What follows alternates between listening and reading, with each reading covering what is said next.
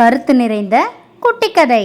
ஒரு தந்தையிடம் மகன் தனக்கு ஏதேனும் ஒரு துன்பமோ அல்லது மனக்கவலையோ ஏற்படும் போது வந்து கலங்கி நிற்பான். அப்போது அவனது பிரச்சனையை கேட்ட பின் தந்தை ஒரு வார்த்தையில், இவ்வளவுதானா, உன் பிரச்சனை எல்லாம் சரியாகிவிடும் என்பார்.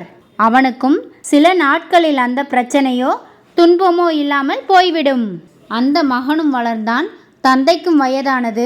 அவரது மகன் தற்போதெல்லாம் எந்த பிரச்சனை வந்தாலும் தந்தையிடம் சிரித்து கொண்டே சொல்ல ஆரம்பித்தான். ஒரு நாள் மகன் தந்தையிடம் கேட்டான், ஏன்பா, நான் எவ்வளவு பெரிய பிரச்சனைன்னு வந்தாலும் இவ்வளவு தானா அப்படின்னு கேட்கிற?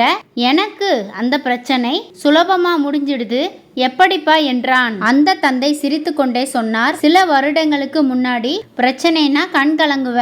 நீ கண் கலங்கும் போது அந்த பிரச்சனையை எப்படி தீர்க்கிறதுன்னு உனக்கு தெரியாம இருக்கும். நான் அவ்வளவுதானா அப்படின்னு கேட்டதும் உன் மனம் இது ஒரு பிரச்சனையே இல்லைன்னு ஒரு முடிவுக்கு வந்து அந்த பிரச்சனையும் முடிஞ்சிடும். இப்போ எவ்வளவு பெரிய பிரச்சனை உன் முன்னாடி இருந்தாலும் அதற்கான தீர்வு மட்டும்தான் உனக்கு தெரியும்.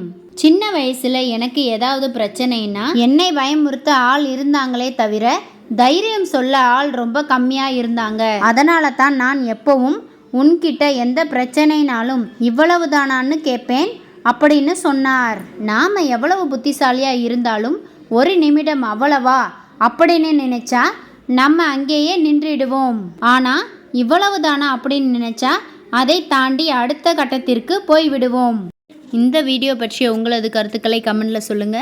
நன்றி, வணக்கம்.